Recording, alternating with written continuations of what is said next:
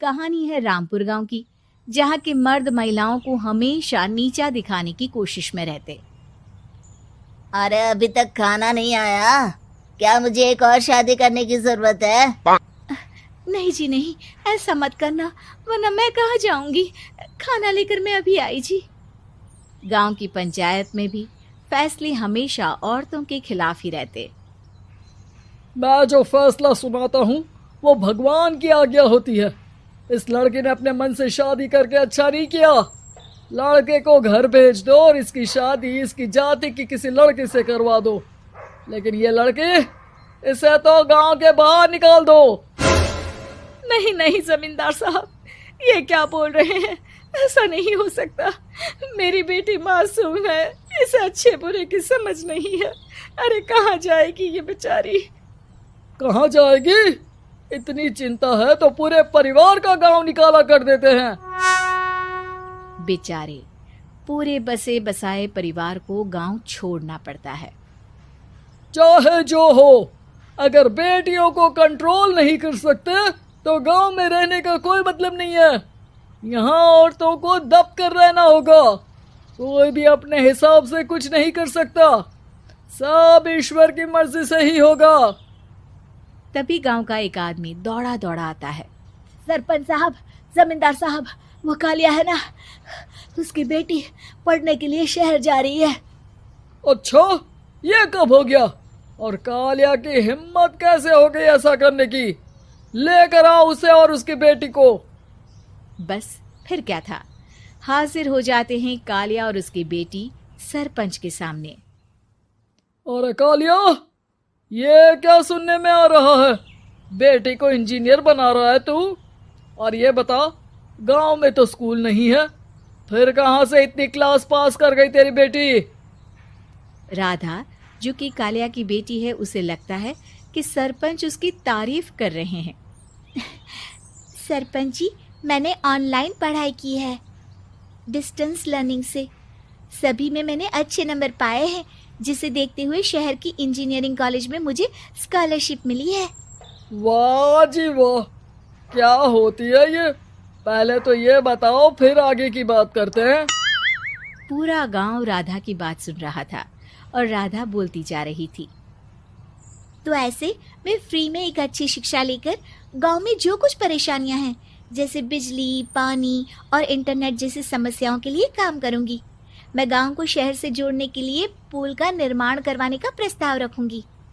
मुझे पूरी उम्मीद है कि जल्द ही हमारा गांव भी तरक्की की राह पर चल पड़ेगा।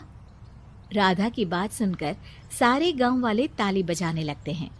सरपंच को समझ नहीं आता कि वो क्या करे।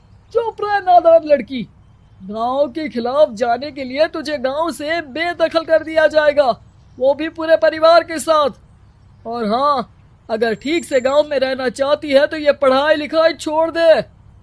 हम तेरे लिए गांव का कोई होनहार लड़का देखेंगे। तभी गांव का एक आदमी बोल पड़ता है। अरे नहीं नहीं सरपंच जी, राधा बिटिया जो बता रही है, अगर वैसा हो जाए तो हम लोगों को पैसा कमाने के लिए बाहर नहीं जाना पड़ेगा।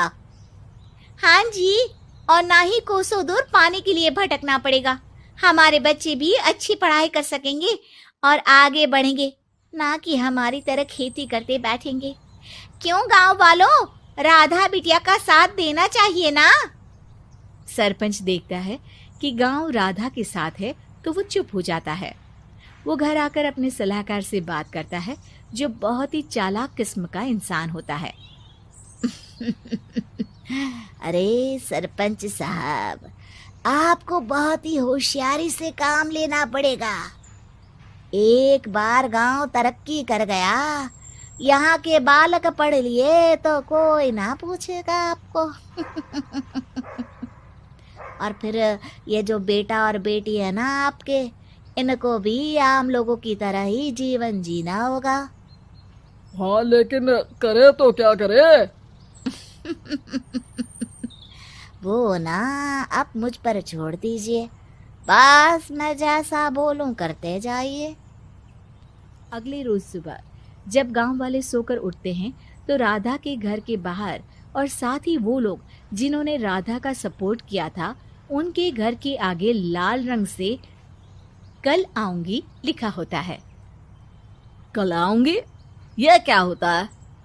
अरे यह तो खून से लिखा है, लगता है कोई भूत प्रेत या चुड़ैल का साया है।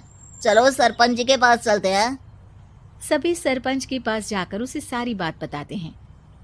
अरे ये तो बड़ी मुश्किल की बात है। चलो मैं एक बाबा को जानता हूँ, उन्हें बुला लेता हूँ।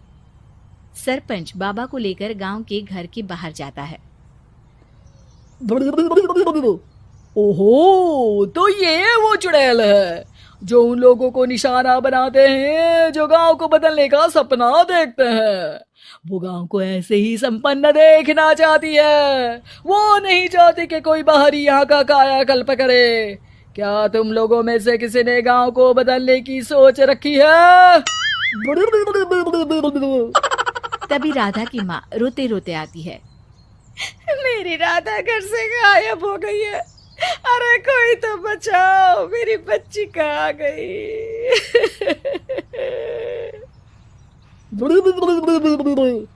ले गई वो चुड़ैल, तेरी बच्ची को ले गई।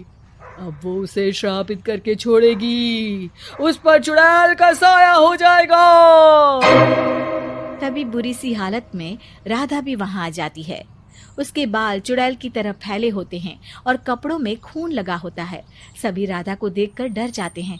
माँ, पता नहीं मुझे कौन उठा कर ले गया था। अरे दूर दूर हो जा चुड़ैल, अब हम लोग इस गांव में नहीं रुकेंगे। अरे कैसे बातें कर रहे हैं आप? कल तो आप मेरे भरोसे गांव का हुलिया बदलने, अपने बच्चों को पढ़ाने और तरक्की उन्नति की बात कर रहे थे, तो आज क्या हो गया आपको? ये फिर तुम लोगों को बहकाएगी। ये चुड़ैल गांव में आ चुकी है, ऐसे ही ये तुम्हारे घर के बच्चों को भी ले जाएगी। गांव वाले राधा को गांव से बाहर निकाल देते हैं। उसके माँ बाप रोते रहते हैं, लेकिन गांव वाले नहीं मानते। मैं भी अपनी बहन के साथ गांव के बाहर रहूंगा, लेकिन वो पढ़ाई नहीं छोड़ेगी। वहीं सरपंच के घर पर सलाहकार कहता है। देखा, सांप भी मर गया और लाठी भी नहीं टूटी। लेकिन अगले ही दिन सरपंच के घर के बाहर भी वही शब्द लिखे होते हैं। और फिर सरपंच की बीवी कहती है, हमारी बेटी को किसी ने अगवा कर लिया है। तभी राधा का भाई वहां आ जाता है। अरे गांव वालों, मैंने सरपंच जी की बेटी को देखा था। वो चुड़ैल उसे उठाकर ले जा रही थी। अरे क्या मजाक कर रहे हो? नहीं नहीं सरपंच जी, आप नहीं जानते। वो चुड़ैल अब आपकी बेटी में आ जाएगी, जैसे राधा के अंदर आ गई थी। तभी सरपंच की बेटी वैसी ही हालत में वहां आती है जैसे राधा आई थी। पापा, पता नहीं कैसे मैं गायब हो गई थी। चुड़ैल, इसके अंदर भी चुड़ैल का साया है, मारो इसे। अरे नहीं नहीं, इसे भी राधा के पास गांव के बाहर ही भेज दो। अरे चुप रहो, मेरी बेटी कहीं नहीं जाएगी और चुड़ैल वुड़ैल कुछ नहीं होता है। अरे कैसे बात कर रहे हो सरपंच जी? आप तो बोल रहे थे कि आपका फैसला भगवान का ज्ञान होता है, तो अपने पर बात आई तो अब आप ऐसे बोल रहे हैं। अरे ना ना ना, आपको अपनी बेटी को त्यागना ही होगा। अरे बुलाओ बाबा को।